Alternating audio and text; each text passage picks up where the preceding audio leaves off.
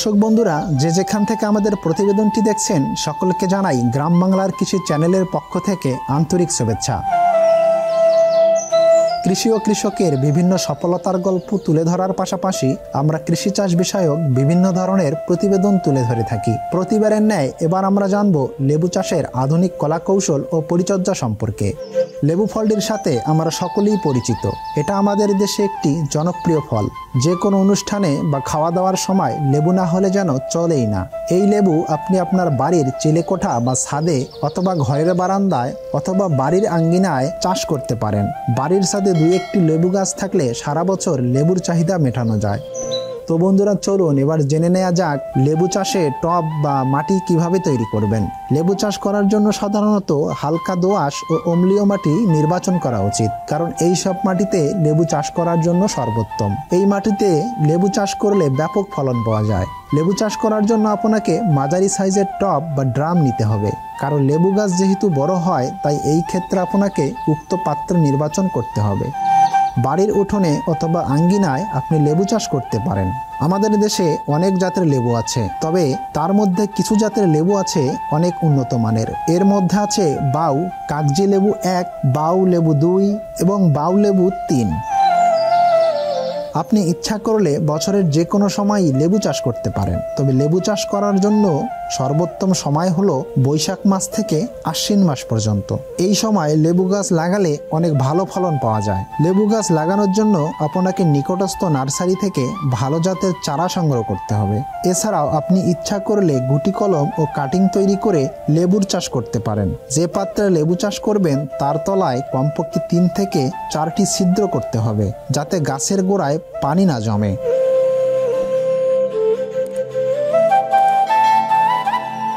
খেয়াল রাখতে হবে লেবু গাছে পানি খুব কম প্রয়োজন হয়। লেবু গাছ লাগানোর ক্ষেত্রে প্রথমে আপনাকে মাটি তৈরি করতে হবে। সেজন্য বিভিন্ন ধরনের সারকে একত্রে মিশিয়ে টব বা পাত্রে ভরে পানি দিয়ে ভিজিয়ে রাখতে হবে 10 থেকে 12 দিন। কিছুদিন পর আবার পাত্রের মাটি খুশিয়ে দিতে হবে। এরপর দেখতে হবে মাটি ঝুরঝুরে হয়েছে কিনা। ঝুরঝুরে মাটিতে চারা লাগাতে হবে। চারা লাগানোর পর সঠিক নিয়মে সার ও কীটনাশক দিতে হবে।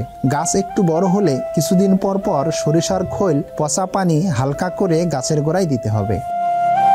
লেবু চাষের ক্ষেত্রে আপনি লেবু গাছের গোড়ায় বাড়িতে তৈরি জৈব সার দিতে পারেন, যেমন গোবর, হাড়ের গুঁড়া, কাঠের ছাই ইত্যাদি দিতে পারেন। এছাড়া অজৈব সার হিসেবে টিএসপি সার, পটাশ সার, পাথর, চুন, ইউরিয়া ইত্যাদি ব্যবহার করতে পারেন। লেবু গাছে নিয়মিত কীটনাশক ও সার প্রয়োগ করতে হবে। বর্ষা আসার পূর্বে 7 দিন অন্তর অন্তর কয়েকবার ছত্রাকনাশক স্প্রে করলে ভালো হয়। তবে খেয়াল রাখতে হবে যখন গাছে ফুল বা ফল থাকবে তখন কীটনাশক স্প্রে করা থেকে বিরত থাকতে হবে। লেবু গাছের সঠিকভাবে যত্ন নিতে হবে। চারা রোপণের সময় খেয়াল রাখতে হবে যাতে গাছের গোড়া থেকে মাটি সরে না যায়। চারা লাগানোর পর গাছের গোড়ার মাটি কিছুটা উঁচু করে দিতে হবে এবং খেয়াল রাখতে হবে গাছের গোড়ায় যেন পানি না জমতে পারে। গাছের গোড়ায় পানি জমে যেন স্যাঁতস্যাঁতে না হয়। লেবু গাছকে সঠিকভাবে বাড়তে দিলে এর ডালপালা ছাঁটাই করতে হবে। গাছের মরা ও শুকনো ডালপালা কেটে গাছকে পরিষ্কার রাখতে হবে। লেবু একটি প্রচুর পরিমাণে ভিটামিন সমৃদ্ধ ফল। লেবুতে প্রচুর ভিটামিন সি আছে। প্রতি 100 গ্রাম লেবুতে প্রায় 53 মিলিগ্রাম ভিটামিন সি বা স্করনিক অ্যাসিড পাওয়া যায়। লেবুতে অনেক ধরনের ঔষধি গুণও রয়েছে। লেবুর রস, মধু, লবণ ও আদা দিয়ে মিশিয়ে পান করলে ঠান্ডা ও সর্দি কাশি উপশম হয়। এছাড়াও লেবু রস ব্যবহারে হৃদরোগের ঝুঁকি কমায়, শরীরের অতিরিক্ত মেদ কমে, দেহের ওজন কমায়, শরীরের রোগ সংক্রমণও কমে যায়। লেবুর সাইট্রিক অ্যাসিড ক্যালসিয়াম নির্গমন হ্রাস করে পাথুরি রোগ প্রতিহত করতে পারে। জ্বর হলে লেবু খুবই উপকারী। লেবু সাধারণত পরিপক্ক হলেই সংগ্রহ করতে হবে। পূর্ণবয়স্ক লেবু পেড়ে সংরক্ষণ করা যায়। একটি পূর্ণবয়স্ক গাছ থেকে কমপক্ষে 140টি থেকে 150টি লেবু পাওয়া যায়। লেবু খাওয়া ছাড়াও অনেক ব্যবহার আছে।